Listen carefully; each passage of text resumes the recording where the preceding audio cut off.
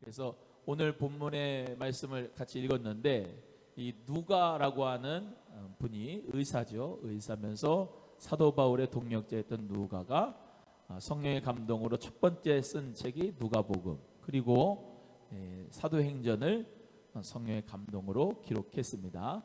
그래서 이 역사서, 이제 사도행전이 역사서로 이제 분류가 되는데, 먼저 역사서를 영어로는 히스토리북이라고 그래요. 히스토리북이라고 하는데, 히스토리가 역사인데 우리가 무엇이 역사냐 할 때 언어에 좀 더 의미를 부여해서 히스토리가 히즈 스토리다, 그의 이야기다, 예수님의 이야기 말씀이다, 이렇게 이제 우리가 생각을 하고 말을 합니다. 그러니까 온 우주 만물의 이 역사가 누구의 역사고 누구의 이야기다? 히즈 스토리, 예수 그리스도의 이야기고, 예수 그리스도를 우리가 믿는 데 중요한 책이 바로 성경이다라는 것을 믿고 우리가 성경을 연구해야 될 줄로 믿습니다. 무디 목사님은 성경은 지식을 증가하게 하시는 것이 아니라 우리의 행동의 변화, 우리의 삶의 변화를 위해서 주신 하나님 말씀이다 그렇기 때문에 하나님 말씀을 듣고 그대로 지키고 행하는 자에게 복이 임하는 줄로 믿습니다. 여기 책에 보시면 149페이지고 PPT로 이제 띄워드릴 겁니다.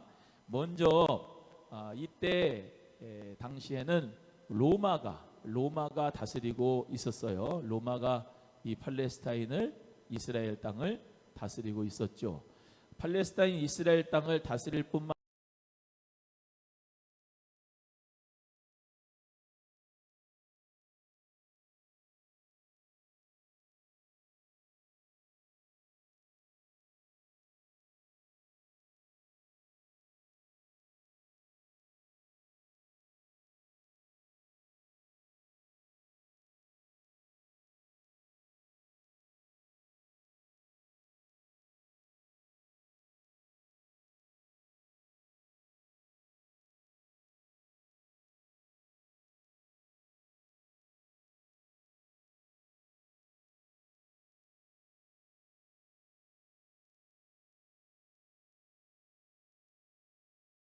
있었다. 어느 나라?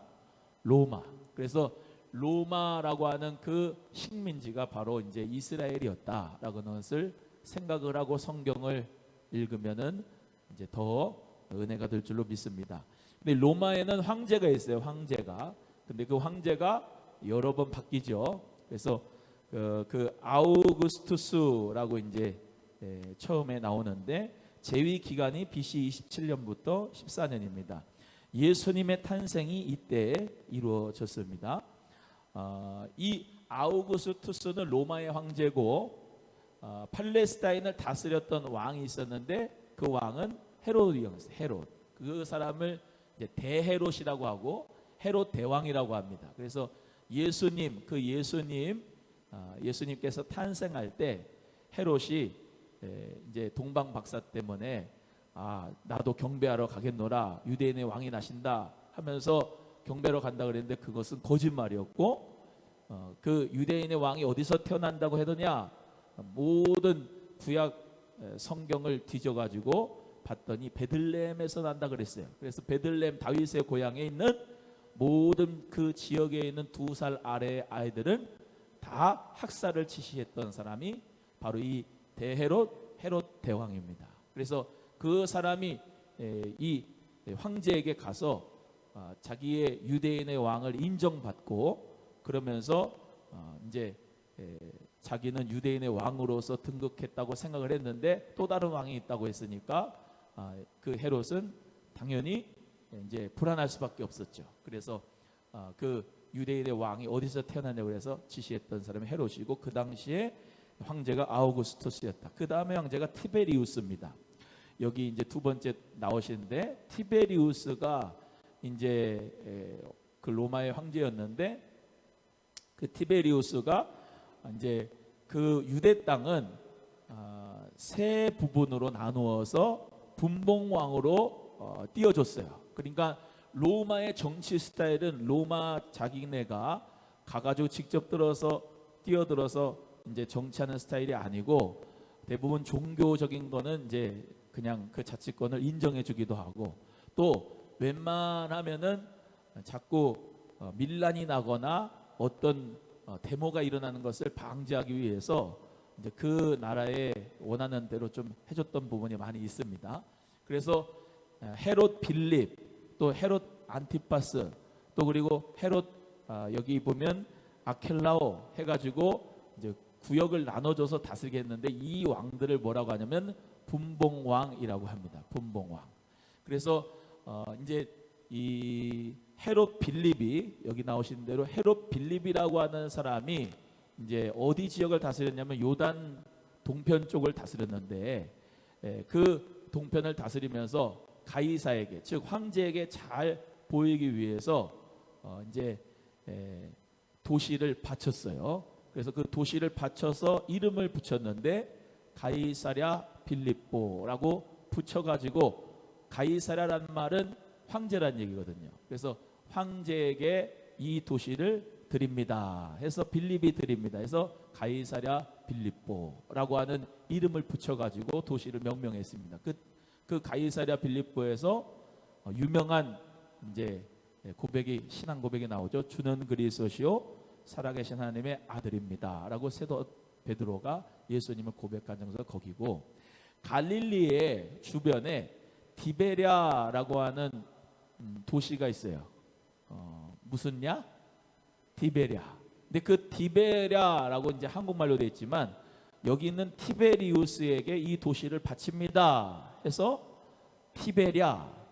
티베리우스 티베랴 해가지고 그 디베랴가 돼서 그 도시를 드린 겁니다. 그래서 갈릴리 바다를 또 뭐라고 하느냐? 디베랴 바다 이렇게 얘기를 합니다. 디베랴 근처에 있는 도시를 통해서 또 그 바다 이름을 정했기 때문에 갈릴리 바다하고 디베랴 바다하고 똑같은 거예요? 다른 거예요? 같은 거예요. 그래서 디베랴 바다든 갈릴리 바다든 똑같은 바다다. 디베랴 도시가 있는데 제가 성지순례 가보니까 거기 무슨 그런 거 있지 않습니까? 바다 이렇게 보면은 하얀 요트 같은 것도 있고 또 무슨 제트스키 같은 것도 있고 그런 레저가 있지 않습니까? 그런 게 있어요. 그래서 나는 성경에서 보면서 늘 디베랴 바다는 옛날 바다 그런 생각을 했는데 그 디베랴라고 하는 도시를 직접 가니까 동네는 조그매요. 근데 지금 현대에 있는 디베랴가 바다가 저 갈릴리 바다 그렇구나라는 것을 이제 알게 됐는데요. 하여튼간 그 디베랴 바다, 디베랴 도시가 티베리우스를 기념하여서 드린 것이다, 바친 것이다. 그 다음에 가이우스 칼라굴라라고 하기도 하고요. 그 다음에 이제 클라우디우스 여기 나오는데 우리가 잘 아는 사람이 5번째 나오는데 이 네로라고 합니다. 네로는 우리가 잘 알죠. 이 네로가 아주 나쁜 왕입니다. 아주 황제가 나쁜 왕인데 얼마나 나쁜 왕이냐면 이 자기의 궁궐에서요 도시를 방화했어요. 즉 불태워 버렸습니다. 그러면서 그 도시를 불태워 가지고 그림을 그렸어요. 얼마나 나쁩니까? 그렇지 않습니까? 자기의 권력을 이용해서 자기 그 그림 그리기 위해서 자기가 그러니까 쉽게 말하면 미친 사람이에요. 그 사람이 황제가 된 겁니다. 그런데 그 대화재 사건이 있었는데 그 화재의 방화범으로 기독교인들한테 누명을 씌웠습니다. 방화를 누가 했다고 자기가 했는데도 기독교인이 했다고 거짓말을 쳐서 그렇게 이 기독교인들 예수 믿는 사람들을 핍박하고 박해하고 죽였습니다. 여기에 나오는 이제 AD 54년에서 68년 때에 바울의 3차 전도 여행이 있었기 때문에 사도 바울이 사실은 로마의 이 네로 박해 시대 때 복음 전하다가 단두대에 목이 잘려 순교했습니다. 그때가 바로 네로의 시대였어요. 그 다음에는 이제 여러분이 이렇게 이제 또 볼 수가 있는데 마지막에 티투스라고 하는 사람이 나옵니다. 티투스. 여러분 이제 영어로는 디도서가 이제 티투스입니다. 그래서 디도, 티투스 이게 같은 말이에요. 그런데 이제 황제 중에 이 티투스라고 하는 디도 장군이 있는데 이 사람이 이제 AD 70년에 뭐냐면 예루살렘을 멸망시키고 함락했습니다. 자, 이제 역사로 이제 돌아가면은 성전이 있는데 성전이 첫 번째 성전을 예루살렘에다가 누가 졌어요? 솔로 시작하는 분? 솔로몬이 졌어요. 1차 1성전이라고 그래요. 그 로마란다. 이 이스라엘의 첫 번째 성전이 이제 예루살렘의 성전이 이제 세워졌는데 그 성전이 이제 BC 586년도에 파괴가 됐죠. 바벨론에 의해서. 그래서 바벨론에 다 끌려갔어요. 그러니까 성전이 무너졌잖아요. 성전이 무너졌고 포로로 끌려갔으니까 어떤 하나님 앞에 종교적 행동을 할 수가 없고 또 하나님 앞에서 예배를 드릴 수 있는 것이 다 끊어진 거예요. 다 끊어진 거예요. 그 70년이 차서 돌아와 가지고 스룹바벨로 인하여서 두 번째 성전이 건축되게 됐어요. 그래서 그 스룹바벨 성전에서 하나님 앞에 예배를 드리고 이제 주님 앞에 제사를 드렸단 말이에요. 그러다가 이제 요 사람 이름은 조금 많이 생소한데 안티오쿠스 에피파네스라고 하는 사람 때문에 또 그 스룹바벨 성전이 파괴가 됐어요. 그래가지고 성전도 없고 말라기 이후로부터 성전도 없고 사람들이 다 뿔뿔이 흩어져 있어요. 유대인 사람들이. 그 다 뿔뿔이 흩어져 가지고 그때 회당들이 생긴 거예요. 무슨 당? 회당. 성전이 없으니까 각 지역에서 회당을 만들어 가지고 거기서 율법도 낭독하고 하나님 앞에 말씀도 읽고 듣고 했단 말이에요. 그러는 가운데서 예수님이 태어나신 거예요. 이해가 되시면 아멘. 그래서 예수님께서 이제 태어나셔서 공생의 사역할 때 그때에 성전을 이제 거의 다 져서 짓고 있는데 그게 뭐냐면 헤롯 성전이라고 하는 거예요. 헤롯 성전. 아까 말씀드린 그 대헤롯이라고 하는 사람이 성전을 졌는데 그 사람은 돈을 받고 로비를 해서 유대인의 왕으로 등록을 했기 때문에 에돔 출신이거든요. 원래 정통은 이제 정통파에서 유대에서 이제 유대 지파에서 나야 되지만 정통에서 벗어난 에돔 지방, 그러니까 지금의 요르단 밑에 있는 에돔 지방에 있는 그 사람들 이두메 지역의 사람들 출신이기 때문에 헤롯이 정통성을 확보하기 위해서 성전을 짓고 그 정통 있는 사람들 바리새파라든지 뭐 사두개파라든지 정통이 있는 그 사람들한테 호의를 얻고 제사장들 파에게 호의를 얻기 위해서 성전을 졌단 말이에요. 근데 유대인들은 그 성전은 성전으로 안 쳐요. 근데 그 헤롯 성전이 AD 70년에 로마의 티도 장군이 나중에 이제 등극을 했거든요, 황제로. 그래서 그 티도 장군에 의해서 예루살렘 성전이 파괴가 됐어요. 그 성전이 헤롯 성전입니다. 그래서 로마의 이런 황제들 이렇게 알면은 이스라엘의 관계를 우리가 알 수가 있다라고 하는 것이고, 그래서 아주 복잡한 정치 상황 가운데서 예수님이 탄생하셨고 예수님이 공생하셨고 부활하시고 승천하셨습니다. 그리고 너희는 몇 날이 못 되어 아버지께서 약속하신 것을 기다려서 너희들은 그것을 받아야 된다. 그분이 바로 뭐예요? 성령님이죠. 성령을 받아야 된다. 그렇게 이제 말씀하셔서 120명의 문도가 마가다락방에서 예루살렘 안에 있는 마가다락방에서 모여서 한참 저녁 기도에 힘썼을 때 성령을 받지요. 그래서 성령 받아서 교회가 생겨지죠. 그래서 그 교회를 통해서 하나님 역사가 또 이루어지게 되는데 그 사도행전이 영어로는 어떻게 되냐면 액츠라고 해요. 액츠. 한번 따라합니다. 액츠. 액트라고 하는 말은 행동이란 말이에요. 행동, 표적, 행적 이런 말이에요. 그래서 액츠라고 하는 말은 행적들, 표적들 이런 말입니다. 그래서 성령을 받고 이 사도들이 하나님의 성령의 역사로 표적과 기적의 역사가 많이 일으키고 교회가 생겨지게 되는데 그러한 역사를 이제 쭉 기록하고 있는 성경책이 바로 사도행전이다라는 것이고요. 넘어갑니다. 이제 로마의 총독에 대해서 이제 잠깐 또 배우겠습니다. 로마의 총독은 우리가 이런 코포니오스, 암비블루스, 루푸스, 그라투스인데 우리가 잘 아는 사람이 본디오 빌라도입니다. 그래서 아까 얘기한 것처럼 로마의 황제는 어디 살아요? 황제. 여기 팔레스타인에 사는 게 아니죠. 저 로마에 살아요. 예, 그런데 파견을 한 거예요. 저기 유대 팔레스타인에 총독을.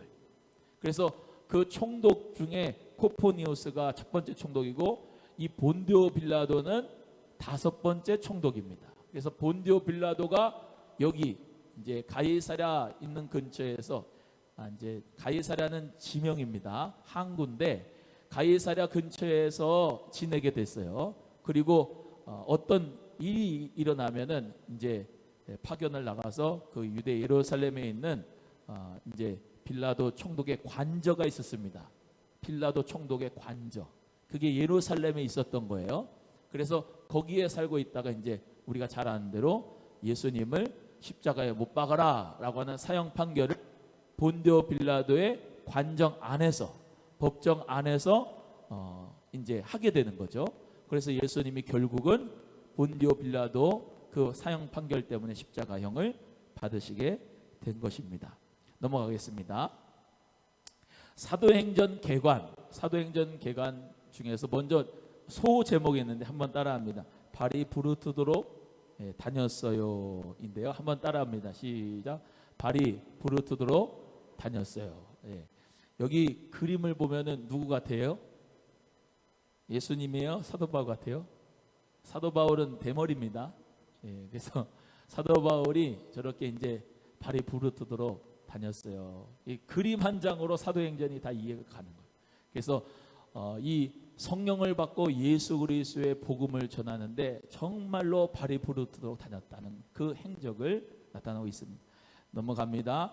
152페이지 사도행전 개관을 한번 읽어보시겠어요? 본서는 시작. 본서는 성령의 능력을 받은 사도들의 복음 증거 행적을 기록해 놓은 책이다. 즉 예수 그리스도에 의하여 시작된 복음 사역이 사도들을 통해 어떻게 이어지고 확정되었는가를 기록한 역사책이며 성령의 활동과 역사를 기록했다고 하여 무슨 행전? 성령 행전이라고도 불린다. 본서를 기록한 목적은 데오빌로에게 기독교 신앙에 대한 확신을 주려는 데 있다.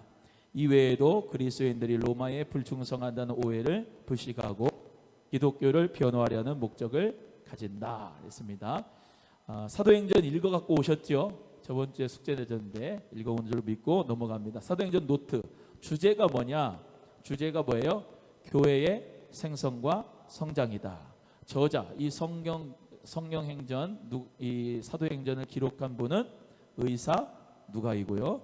기록 연대는 AD 63년경입니다. AD라고 하는 말하고 BC하고라는 말하고 좀 이해하셔야 돼요. BC라는 말은 약자인데 Before Christ 그리스도의 전이란 말이고 이 AD란 말은 이제 아노 도미네라고 해가지고 아노는 해, 년 이런 말이고 도미네란 말은 주님이란 말이에요. 주님의 해 이런 말입니다. 그래서 AD 지금 몇 년도예요?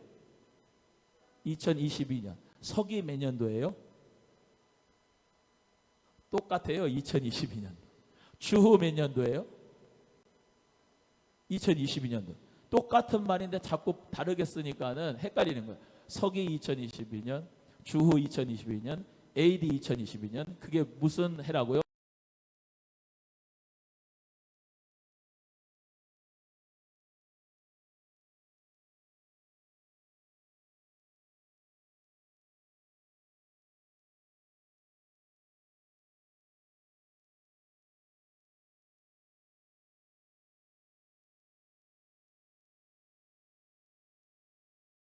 퍼져나간 교회의 발전 과정을 기록하기 위함이다 라는 것입니다. 오늘 사도행전 1장 8절 외우셨죠? 오직 성령이 뭐예요? 내가 임하시면 그 다음에 너희가 권능을 받고 그 다음에 예루살렘과 유대와 사마리아와 땅끝까지로 내 증인이 되리라. 그게 핵심 구절이죠. 그래서 예루살렘부터 시작된 성령의 역사, 복음의 역사가 점점 유대로 퍼져나가고 사마리아, 에디오피아 내시 그 사람도 예수님 믿게 되잖아요. 또 올라가면은 또 1차, 2차, 3차 전도여행 통해서 땅 끝까지 복음이 전파된 과정을 이제 가르쳐 있고, 로마까지란 말은 사도 바울이 마지막에 로마에 가서 압송돼 가지고 거기서 감옥에 있었어요. 그리고 잠깐 놓이기도 했지만 이제 복음 전하다 로마에서 순교했거든요. 그래서 뭐 물론 스페인까지 서바나까지 복음을 증거했지만 그 복음이 하나의 시골 마을인 예루살렘부터 쭉 확산돼서 성령의 역사, 복음의 역사가, 교회가 저 땅 끝까지 이르게 됐다. 어디까지 왔어요? 지금 여기 오남리까지 왔잖아요. 오남리까지. 할렐루야. 예, 그 다음에 내용 분류는 1장부터 6장까지 초대교회 탄생과 부흥, 6장부터 12장까지 교회가 박해를 받음, 12장부터 21장 바울이 예수님 증거함, 21장부터 28장까지 바울이 로마로 압송됨, 이렇게 내용 분류할 수 있는데, 사람으로 한다고 하면 사도행전 1장부터 11장까지는 베드로 중심의 성령의 역사를 통한 교회 성장과 발전, 12장부터 28장까지는 사도 바울을 통한 생명의 역사, 생명의 공동체, 성령의 역사를 통한 교회의 성장과 발전, 이렇게 분류할 수도 있습니다. 넘어갑니다.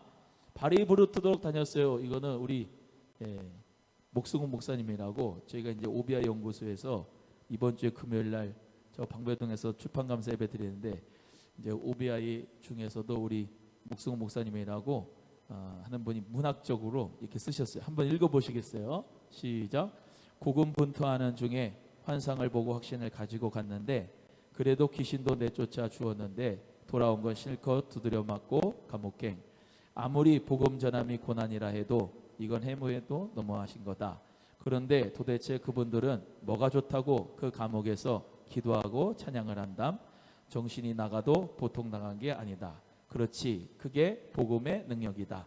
감옥을 빛으로 환하게 밝히고 기적의 장소가 되게 하는 것, 그건 억지로 짜내서 되는 종교성으로 될 일이 아니다. 분명 복음엔 뭔가가 있다. 세상이 감당할 수 없는. 그래서 이 사도행전에 나오는 이제 복음을 전하다가 귀신 내쫓고 감옥에 들어간 사도 바울과 실라, 그 사건을 이렇게 문학적으로 표현했습니다. 사도행전이 28장 1007절로 되어 있습니다. 먼저 그렇게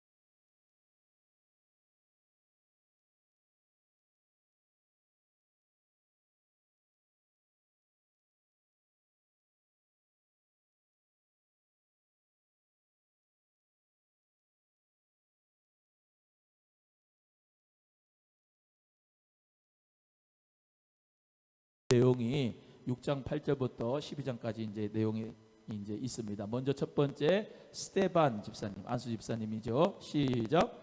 스데반 집사가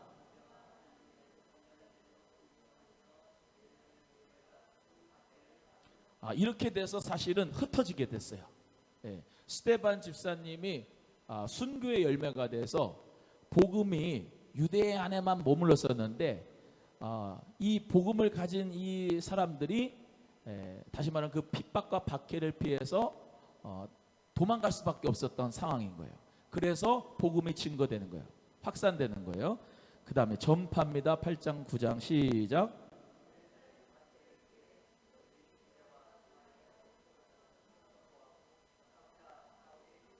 예, 그래서 유대와 사마리아 흩어졌고 사마리아의 복음이 전파돼서 이제 에티오피아 국고를 맡은 간다게 내시가 예수 그리스도를 믿고 변화가 됐고, 우리가 또 아는 것처럼 사도 바울이 다메섹으로 가는 길에서 공문을 들고 대제사장에게 공문을 받아가지고 잡아 죽이려고 교회에 잔멸하려고 가는데 예수님 만나고 사도 바울이 변화가 돼서 어떻게 해요? 이방인의 그릇을 하나님이 축복하시죠. 그 다음에 3번 이방인 구원입니다. 시작.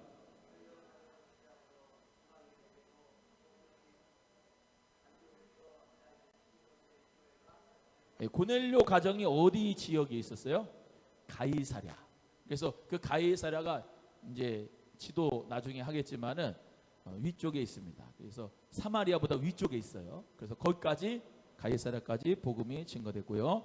그리고 가장 첫 번째 이방인이 예수님 믿은 사람이 누구다? 이 고넬료 가정입니다. 고넬료 가정. 넘어가고요. 158페이지 바울이 예수님을 증거한 것이 12장부터 21장까지 이제 1차, 2차, 3차 전도여행 이게 있습니다. 1차 여행 시작.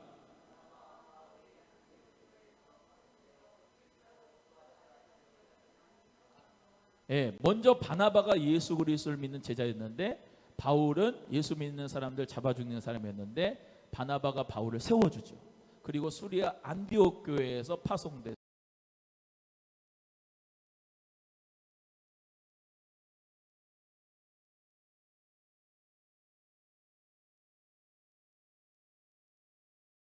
지역이었는데 거기 소아시아 지역으로 가서 복음을 전했어요. 2번 2차 여행 시작.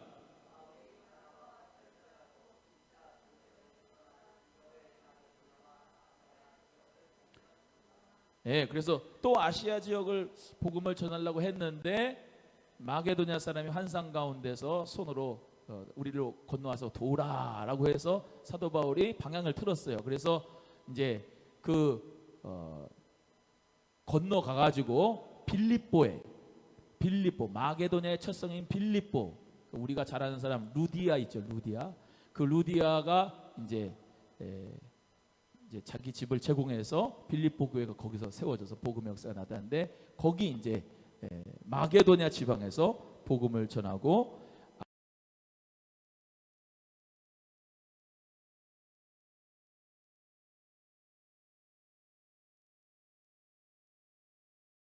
도가 있어요. 마게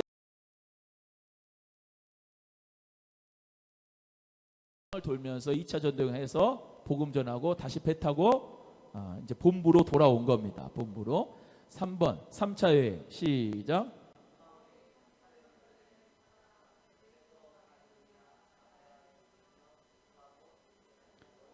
네, 바로 3차 전도 여행하면서 이제 아까 1차, 2차 전도 여행했던 데를 다 돌아보는 거예요. 그러면서 에베소, 마게도냐, 아가야 돌면서 전도하고 예루살렘으로 돌아왔다. 그다음에 4번 21장부터 28장까지 바울이 이제 3차 전도 여행하고 끝나고 돌아왔는데 뭐예요? 압송될 거를 알아요. 예루살렘에 가면은 붙잡힐 걸 알아요. 로마로 감옥에 들어갈 걸 알아요. 그런데 성령이 나에게 결박과 환난이 기다린다고 하는 그렇게 말씀하셨으나 나는 복음 전하기 위해서 간다. 그래서 이제 예루살렘으로 간 거죠. 거기서 로마로 압송되는 과정을 이제 28장 나오게 되는 거죠. 21장에서 28장 체포와 신문 시작.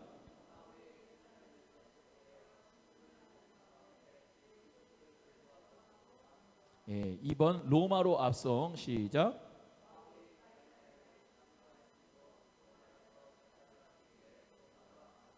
네, 3번 로마에서 증거 시작.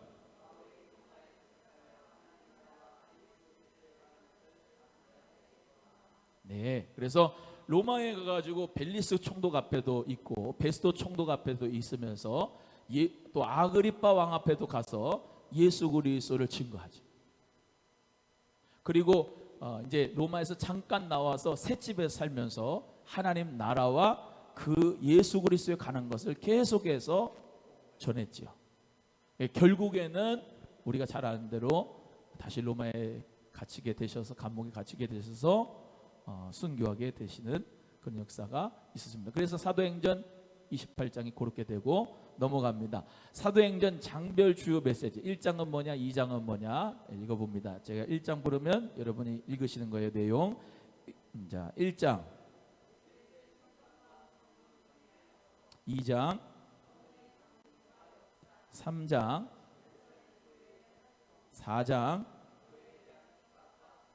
5장 예루살렘 6장 여기까지가 초대교회 탄생과 부흥입니다. 7장 8장 9장 다메섹 도성에서 이제 바울이 이제 변화가 되는 역사가 또 여기도 있습니다.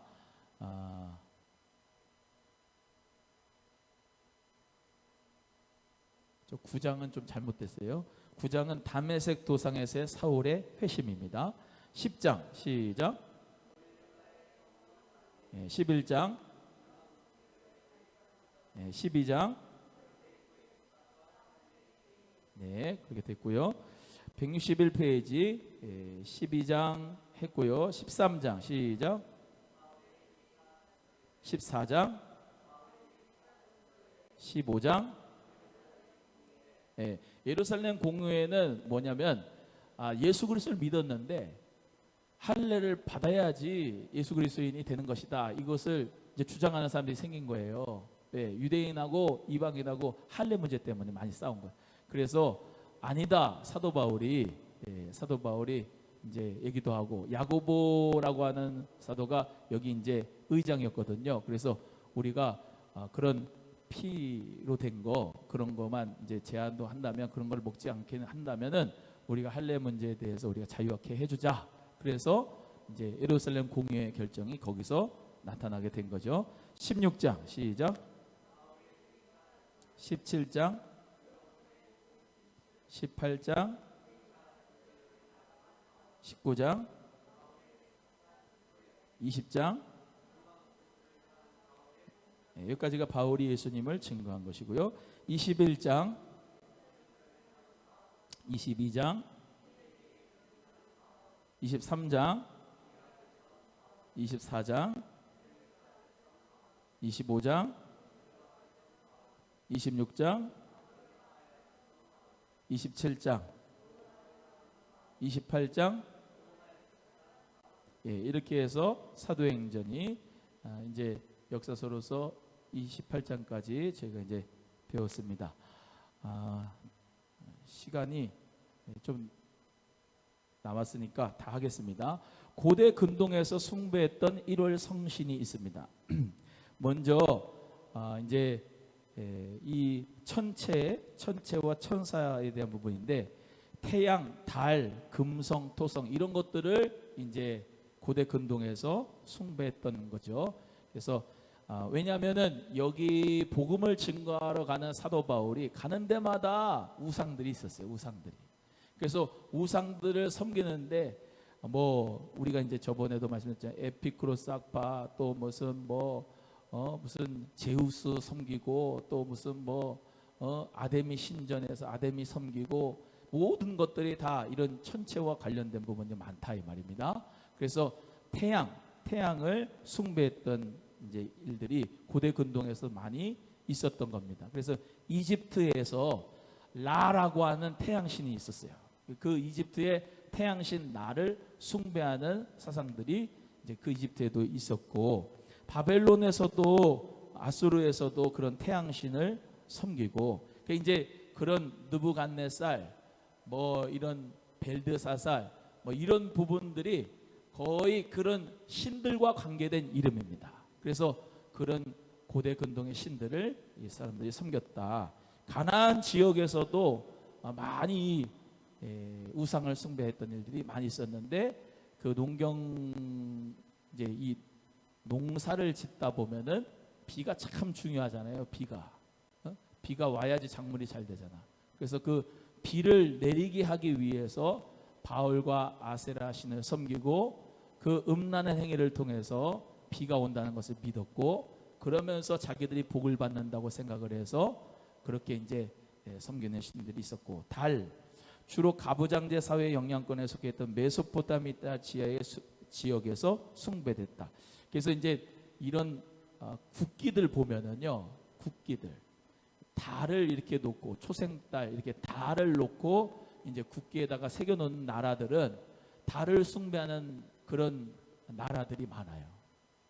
그래서 우리 동양에서도 달을 좀 많이 섬겨요, 태양을 좀 많이 섬겨요? 동양은 달을 많이 섬겨요. 서양은 뭐를 섬겨요? 태양을 섬겨요. 그게 이제 우리나라도 보면은 뭐 섣달 금음날 뭐 무슨 뭐 그거 있잖아요. 뭐 동지 섣달 뭐 팥죽 먹는 것. 왜 팥죽 먹는지 아십니까? 예? 악기를 내쫓기 위해서 빨간 거를, 예수의 피가 아니고 팥을 먹으면서 음력을 세는 것도, 이게 음력, 양력이 있지 않습니까? 양력은 태양력이고 음력은 태음력이고, 이제 태양과 달을 섬기는 게 이 동양과 서양이 이렇게 섬기는데, 그게 다 우상 숭배다 이 말이에요. 하나님만 섬겨야 되는 거죠. 하나님만. 할렐루야. 네, 하나님은 어떤 것으로도 형상을 만들지 말라고 그랬어요. 자, 금성, 주로 메소포타미아 지역에서 숭배됐다. 그리고 이스라엘에서는 아스도렛이라고 섬겼던 것 같다.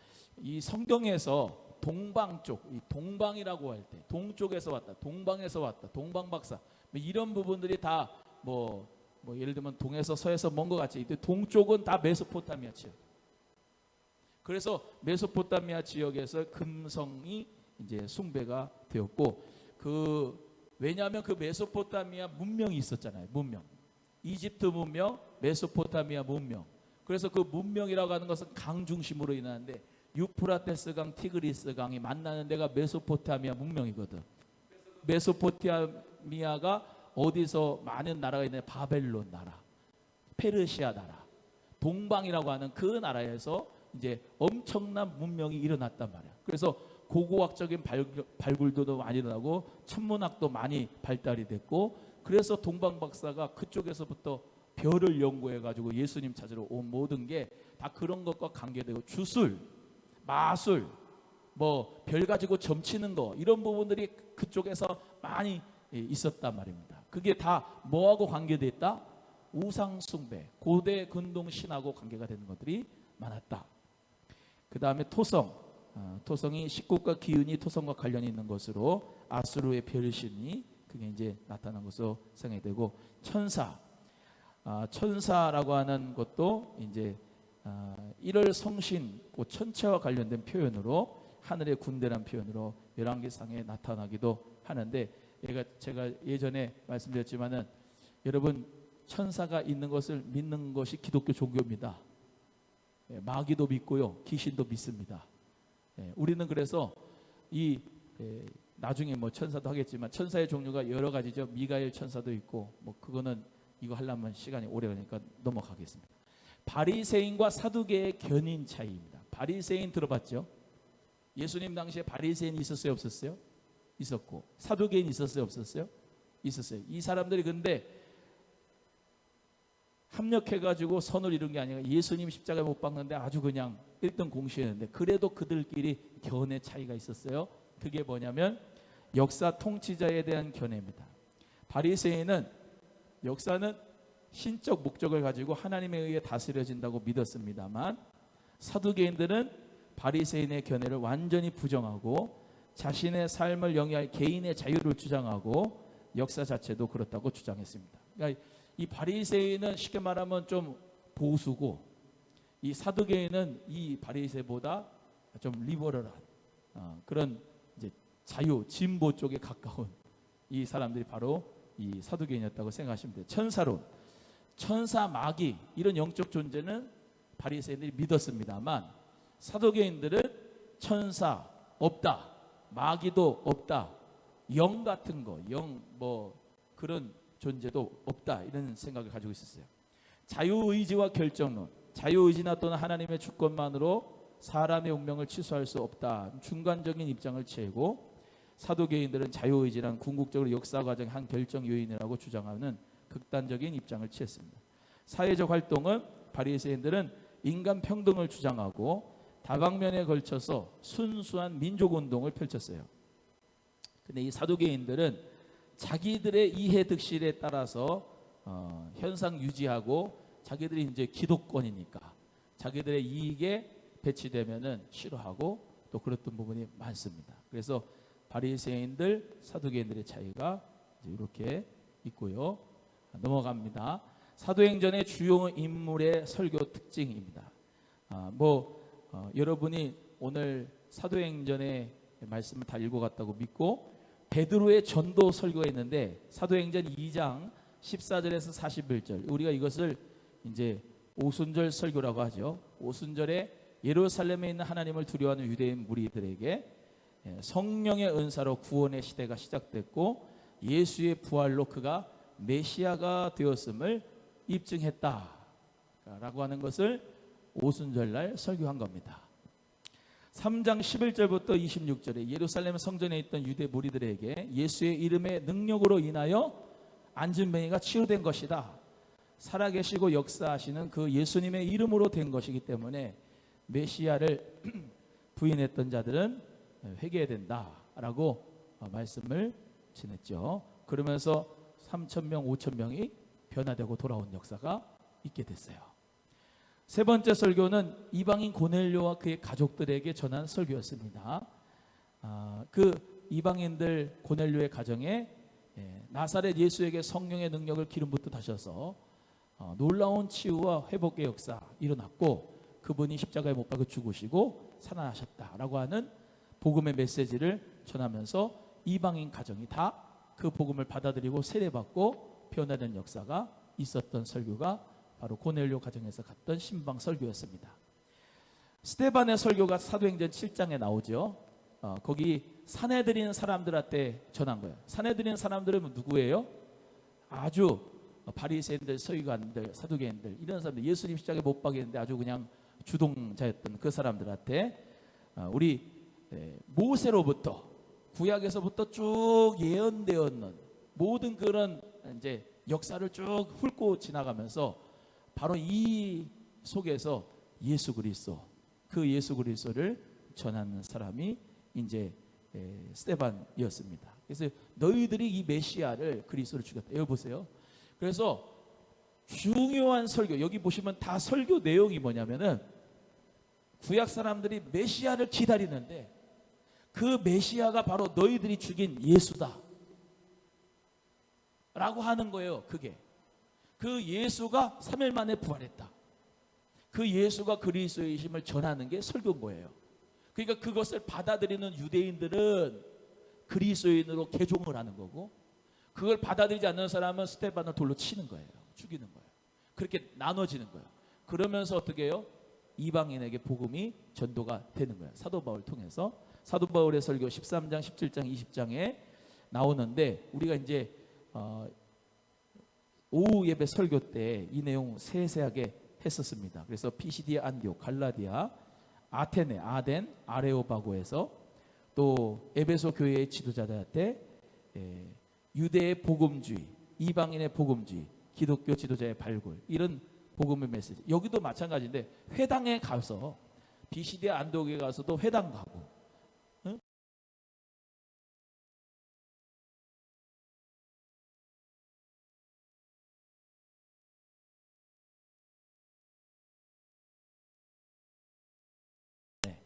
사도 바울이 앞에 연단에 서가지고 구약 성경이든 뭐든 들어가지고 바로 너희들이 기다려온 그 메시아가 예수다, 예수가 그리스도다 라고 하는 복음을 설명할 때, 전할 때 어떤 사람은 예수 그리스도를 받아들여서 우리 집에서 좀 더 가르쳐 주세요 하는 그런 그리스도인들이 생겨나고 에베소면 에베소 지역에 교회가 생기면 에베소 교회, 갈라디아의 그런 무리가 예수 믿는 사람들 생기면 갈라디아 교회, 빌립보의 그런 루디아 같은 사람들, 간수 같은 사람들이 모여서 예수 그리스도의 그 복음을 듣고 병화나가 되고 세례받는 사람은 빌립보 교회, 이렇게 교회가 생겨지게 된 것이죠. 그러면서 설교 자체는 아까 그 말씀대로 예수 그리스도의 복음을 전하는 거예요. 따라합니다. 예수가 그리스도인 것을 전하는 게 복음이다. 시작. 아멘입니까? 이제 십자가 복음이다 이제 얘기도 하는데, 예수님이 나를 위하여 십자가 못 박혀 죽으셔서 내 모든 죄를 사해 주셨습니다 라고 하는 부분은 아주 단편적인 부분이고, 이 메시아라고 하는 사상을 구약에서 유대인들이 그런 메시아가 구약 성경에 이루어질, 이 예수님이 메시아가 오신다라고 하는 부분이 바로 예수가 메시아구나 라고 하는 부분을 증거하는 것이 바로 복음이다 이 말이에요. 그래서 모두가 다 짧게는 예수의 십자가 사건과 부활이 우리에게 생명의 역사를 주시는 놀라운 복음의 메시지다라는 것을 믿고 우리가 전할 때 하나님의 나라가 확장될 줄로 믿습니다. 마지막 바울의 변호 설교는 22장, 24장, 25장에 기록되어 있는데, 예루살렘 성전의 군중들, 또 총독 벨리스, 유대인의 왕 아그리파 2사에게 로마법 중 어느 법에도 나는 저촉되지 않는다. 예수 그리스도 복음 전하는 게 왜 죄입니까? 그죠? 나는 로마 시민권자로서 어느 법도 저촉되지 않고 죽음에서 부활하신 우리 예수 그리스도를 나는 전하기 위하여 이방인의 전도자로 하나님 앞에 명확한 사실에 의해서 복음 전하는 사람이다 라고 하는 복음의 메시지로 설교하는 부분이 여기에 나와 있습니다. 그래서 우리 모두가 다 이 사도행전의 역사서에 대해서 우리가 함께 배워봤습니다. 다음 주에는 여러분이 이 사도행전을 이제 전도 여행 중심으로 쭉 보시게 될 겁니다. 그래서 사도행전 안 읽으신 분들은 또 읽으시면 좋겠고, 그래서 1차, 2차, 3차 전도 여행 중심으로 지명으로 따라가면서 복음을 전하는 부분을, 또 메시지를 더 세밀하게 배울 때 함께 은혜가 되시기를 주의 이름으로 소원합니다. 한번 따라합니다. 예수 그리스도의 증인이 됩시다. 시작. 우리 주기도문하고 예배 마치겠습니다.